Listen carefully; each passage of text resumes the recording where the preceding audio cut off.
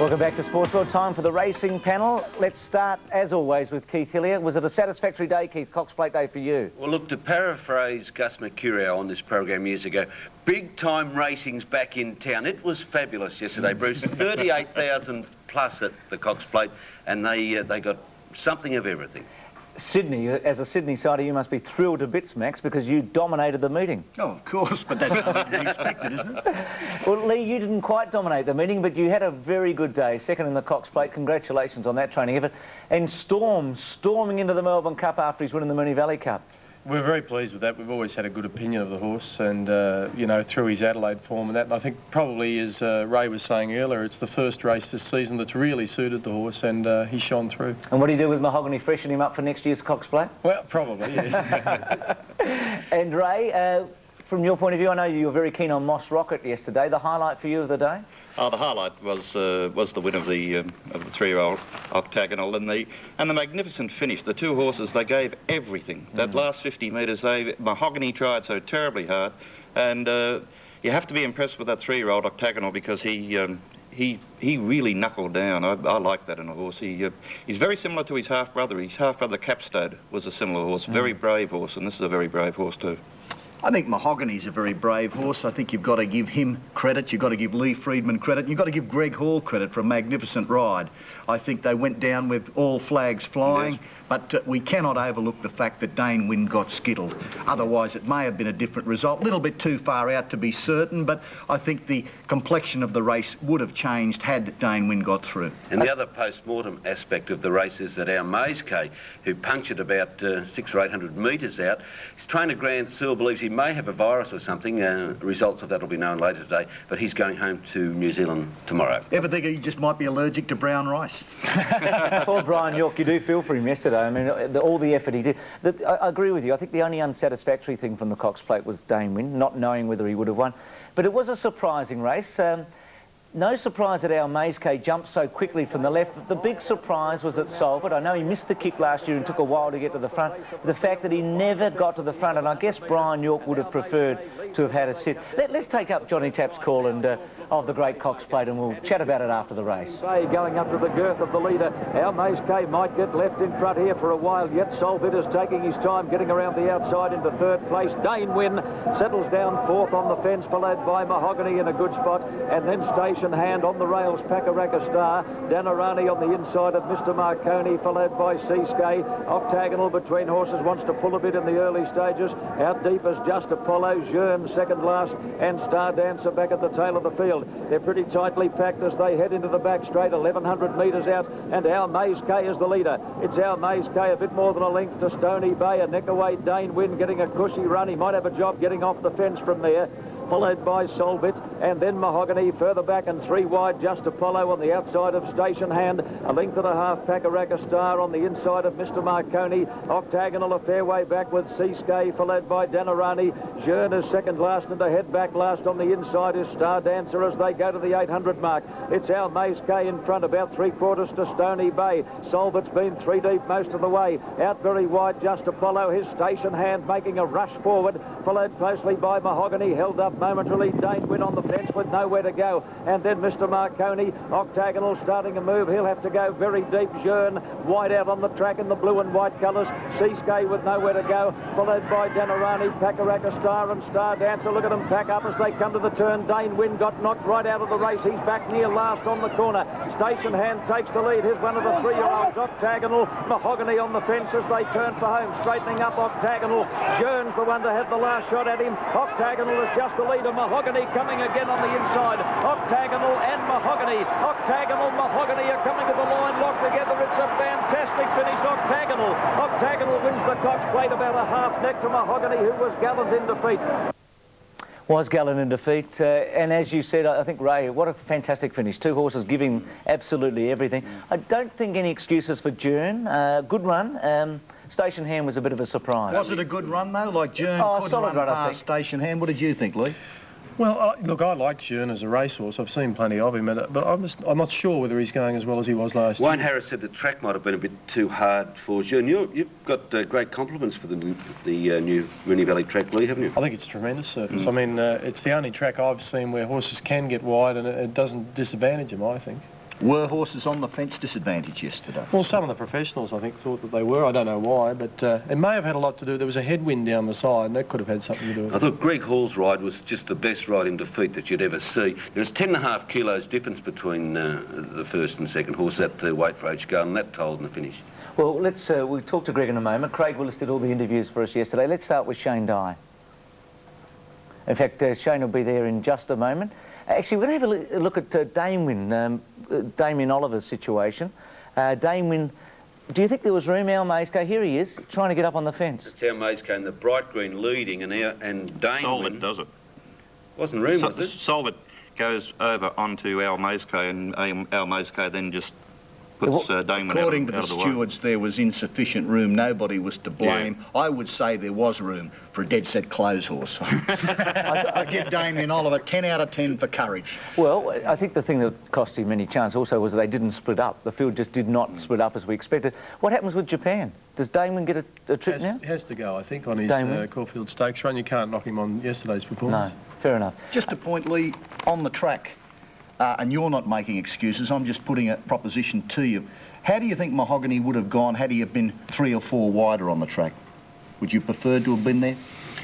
Yeah, I guess in the latter stages of the race, that's where I would have preferred to have been. But I mean, that's not at all taking anything away from Greg's ride. I thought it was probably the ride of the year. Just gave the horse every chance. So in that respect, I was very happy. But yeah, I guess on the day, being a little bit wider late would have been good. OK, we'll start with Shane Dye, and this is what he had to say about his ride. Take us through the race from the jump. We had, of course, our Maysco coming from very wide as you can get, straight across to the front. They went pretty quick, and I was always going to ride them back. It was my intention, and I could have been closer going to the winning post, but I was just going to have to give them a dig, and I thought I'm better off losing 2 lengths and coming back because they've been winning from back today, and I was 3 deep, and I really wanted to be 1 off, but when you see Juggler win the race before and he sat 5 and 6 wide the whole way, I wasn't really worried, so I was quite happy to sit 3 deep. I just wanted to track into the race and get cover, and I followed Mr. McConey, who I thought was going to take me somewhere, and I just sat 3 deep, and then at the half mile they kind of bunched up, and I just wanted to give my horse a clear run, and down the side I pulled him out to be about 7 or 8 wide, and I could see Jern starting to track onto me, so with 48.5 on my back I wanted to put the pressure on Jern because I thought he was one of the 2 horses to beat instead of letting him get a gap on me, and as it was, I got up and around them, and I really hit the front too soon on the turn. I wanted to be getting to them at the 100, not hitting the front turning for home. But with 48.5 on my back, he was just too strong. Shane Dye, the Billy Idol of racing, he went onto the track with more boos than cheers. After the race, there were more cheers than jeers, and he publicly thanked Sonny Yam, the owner of Danewood, for sacking him. Yeah, it was an interesting day for Shane. We have got long memories in Victoria, haven't we? Vandercross does go back a bit, but he's now done the lot. He's won the big 3, the Slipper 4 times, the Melbourne Cup, and the on one of yours. He did, yeah. And the Cox Plate. So it was a wonderful effort. John Hawkes was obviously delighted. What a great job he's doing for the Inghams. But I really did think the 3-year-olds were up to the older horses, you know, this year. You know, only getting a line through Donar, and, you know, it's sort of, you know, I can get a line through him through Octagonal, and I've always rated Octagonal a much superior horse to Donar. So, you know, all that sort of, that's why I thought, and they'd been perhaps a little inconsistent, the weight for age. There's been no one horse dominating week in, week out. So I think when that happens, you know, and a good 3-year-old, they're always extremely, extremely hard to beat. So I thought in my own mind they'd be there. What's next now for the horse? I really have to see in the next 24, 48 hours whether we run in the Derby or the McKinnon. You know, a lot depends on really how the horse pulls up. I'd like to put my horses first and, you know, and the rest second. So if he was a bit flat of that, I wouldn't like to run him again. I'd sooner spell him and bring him back in the autumn because there's a lot of good races back in the autumn. But we'll see what happens in the next 48 hours. Talking to Big Jack Ingham this morning, of course, he's the part owner of the Cox Plate winner, and he said Octagonal, in his opinion, he would like to see him run in the Derby, but John Hawkes has the final say. Well, interesting, isn't it? I mean, to give up a chance of winning a Derby, there's always a McKinnon. Will win too. Will win the Derby. Of course it will. Yeah. Well, he'd be unbelievably hard to beat. Jack also said that Shane Dye recommended the horse be sent out for a spell and miss the Derby. Well, horses that miss a place and 3-year-olds that miss a place in the Cox Plate win the Derby. The last 3-year-old to win it was Red Anchor. He bolted in the Derby. Yes, true, but I think nothing like a Dane will give him a run.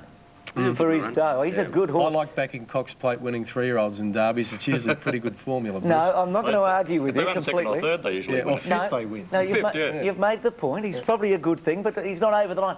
Greggy 4-1 against you here, Pelt. Storm was 4-1 yesterday. I like those odds, don't you? I do. Look, Greg Hall was pretty happy, I think, even though Mahogany just went down. Let me ask you about Mahogany in the ride. How was it? Look, I was just saying to everyone, nobody can give any excuses about his fitness. He was trained to the minute. We all agreed that that's the preparation he wanted, and look, nobody in the world could have trained that horse any better for that race today. And it got down to the last few minutes, and I said to myself last night that, well, Lee's done his job, now I've got to do mine, and I don't usually give myself a pat on the back, but I'm going to today because that'll probably be the best ride I'll ever give a horse. Good on him. Yeah, he did give it every possible chance. Our Maze Case situation, he will go home. He won't run in the Derby by the look of it. Brian York was obviously disappointed. I think a bit mystified about his run, just like all of us, because he was beaten a long way from home. Brian, at the start, straight across the field and went to the front. Something go amiss?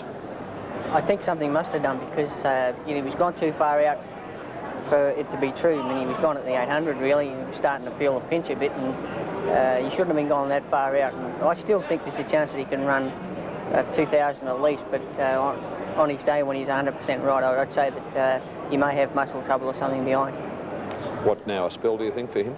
I'd say you'll go for a spell. Yeah. What about you? You've done a lot of work to get down to this weight. You go and have something to eat now, or do you have to sort of gradually perhaps put on a couple of kilos? Well, I'm not going to go in there and just start feeding my face, no, but I'll just gradually have something to eat. And now that I've got my weight down, I might just try and keep it down a bit.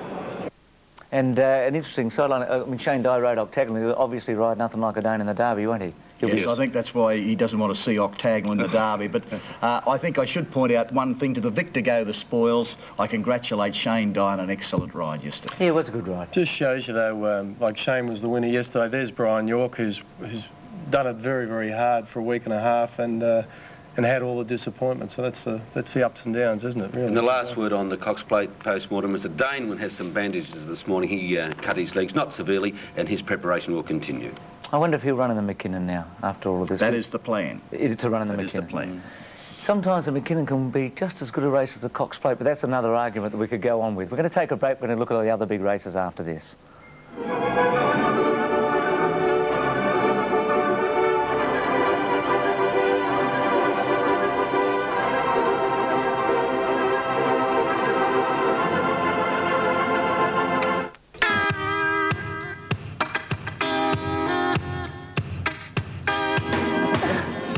We're all sitting on the edge of our chair. I'm looking for some information, and the runner's about to give them, so we thought we'd dash across in front of Lee. Lee, at this very minute, Doremus, Storm or Quick Ransom, who's your number one, do you think, for the Melbourne Cup after yesterday? It's very hard to say. I guess you've got to respect Caulfield Cup winning form. It always holds up very well.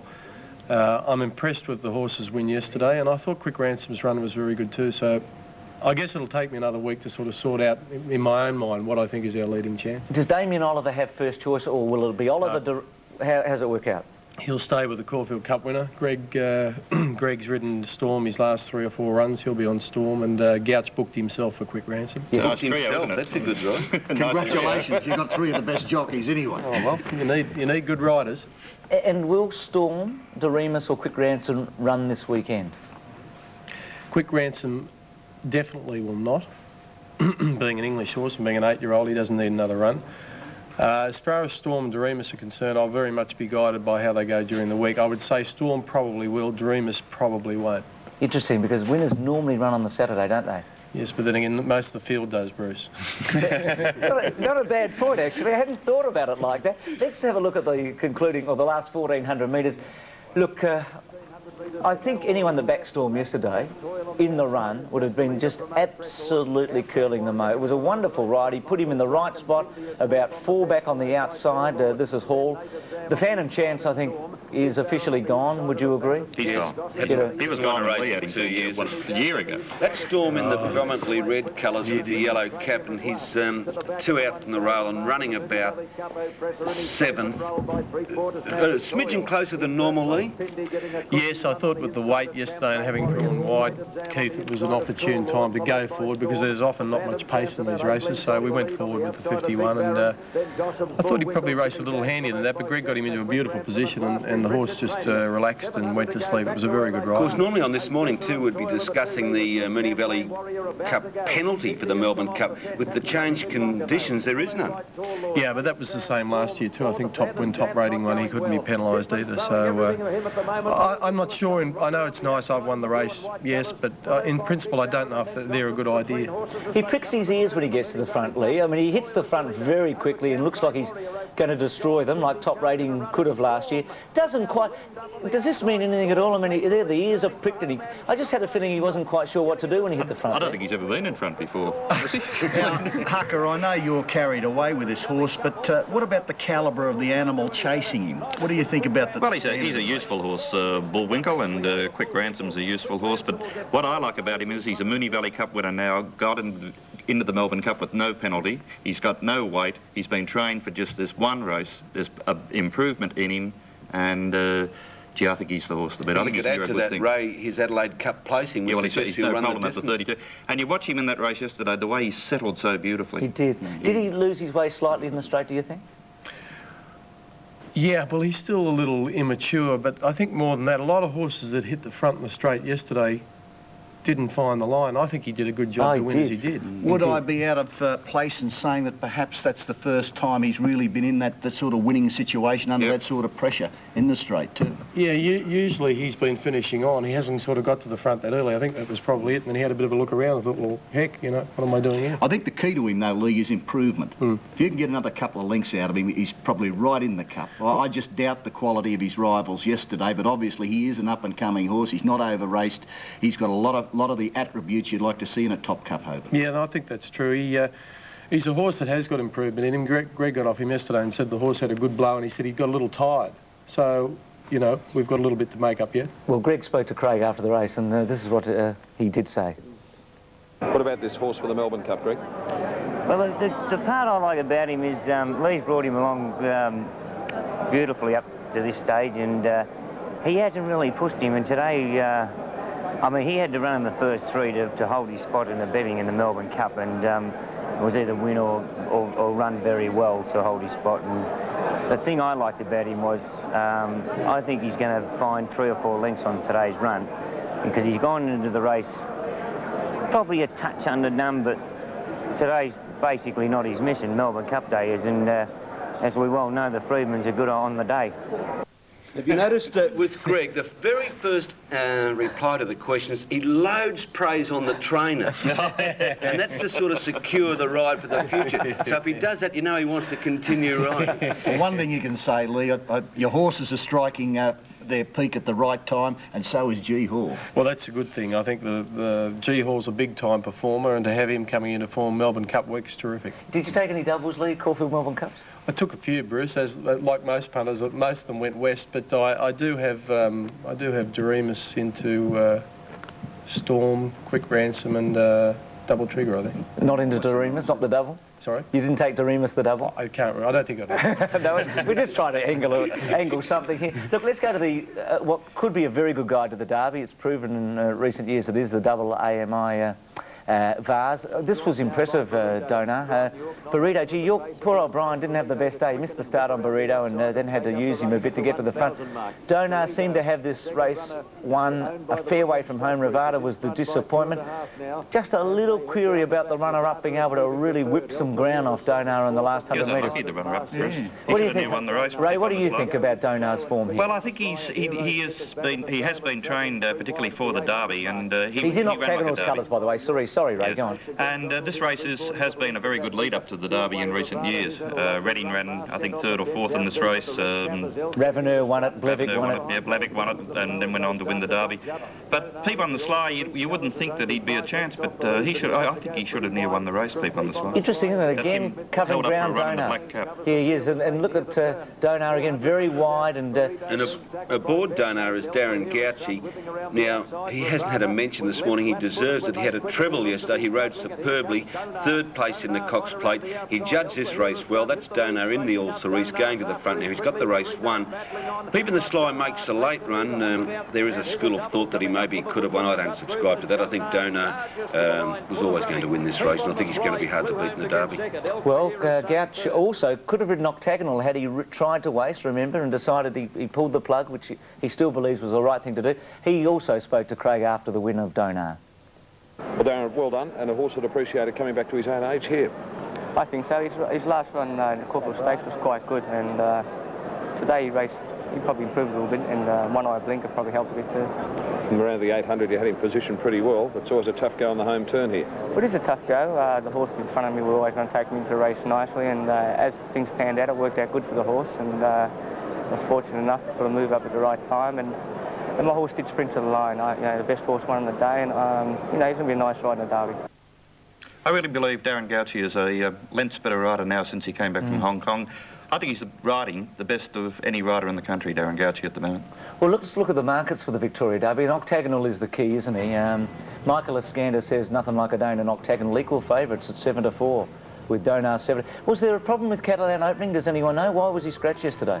No, I spoke to Bart at the track about that, and he said the horse was ready, didn't need another run. Well, it would have been his third run in the 3 weeks sort of thing, so it's understandable. Perhaps Bart just wanted to see how he was on the Saturday morning. Ray, you're completely different to Michael. You're hot octagonal, and 3-1. Gee, Tommy Smith will be jumping out of his his chair. TJ, 3-1. I think octagonal will run 5-4 even money, and if he does run, and John Hawkes would not run him under any circumstance if he didn't feel he was right, but he'll win it. Could I have something each way, 3-1, nothing like a Dane with you right now? No, I don't.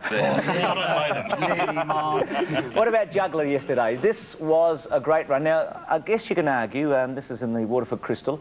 We pick it up, he's out wide from the start, drawn out in, 15 or 16 or 17. It was a magnificent performance, wasn't it? But I guess the only query is, look, you could cover ground yesterday and still win. How do we... You couldn't possibly do it at the old Moonee Valley track, Bruce.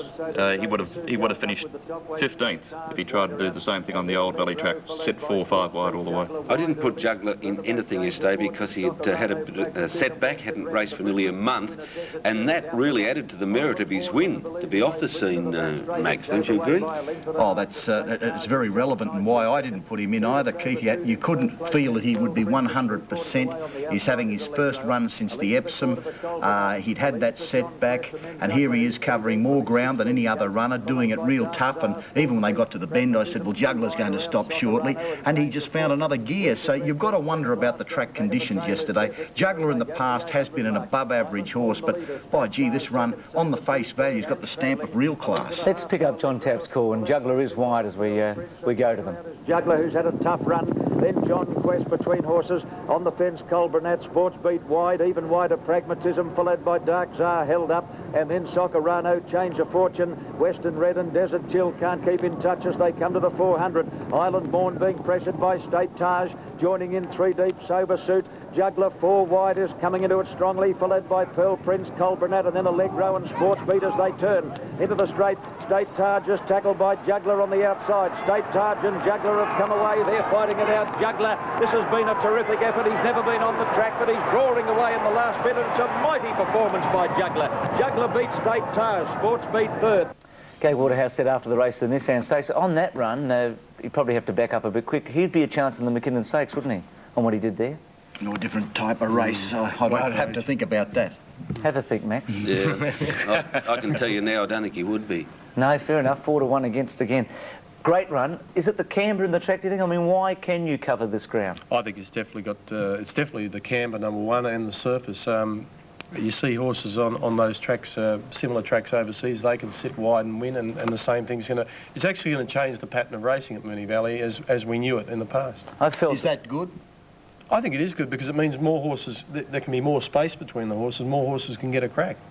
It means the barriers... Apart from Dane Wynn. Do you think it's the best galloping surface in Australia at the moment? Oh, I don't know if I'd rate it that, but I'm really impressed with it. I think it's a great surface. It's very forgiving on the horses' legs, and, I don't think it's worrying too many of them at all. Don't they get tired?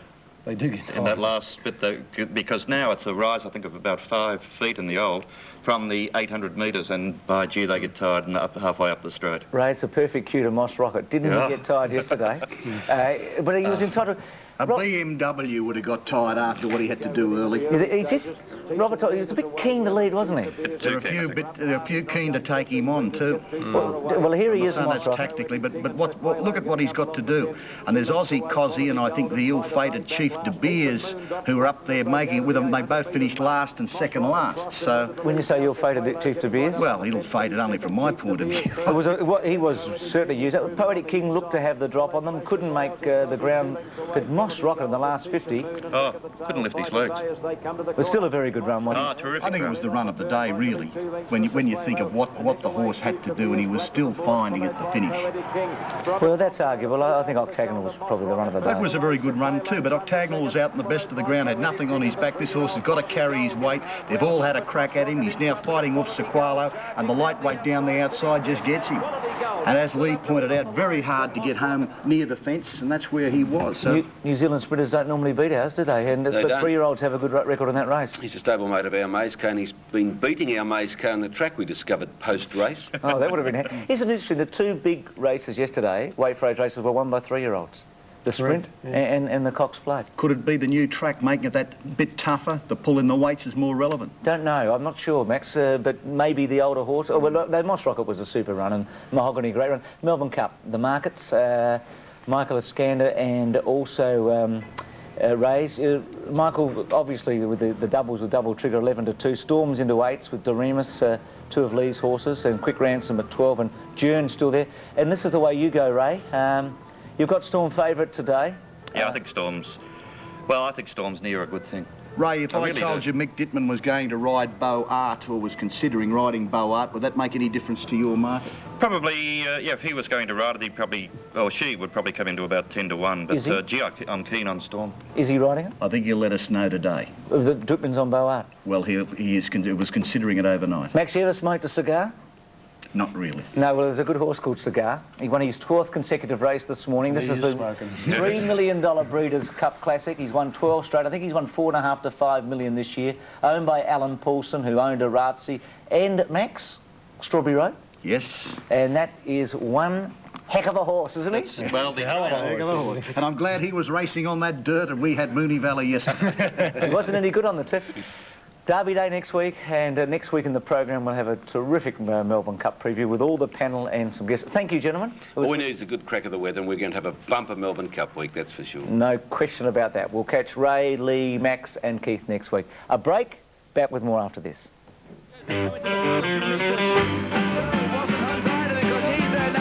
Desperately to bring Van Heeswijk in the pit to the line, but on the left of the picture I think it is Jan Koorts trying to go, and it could well be that Van Heeswijk looks over his shoulder. He's got it, he makes it look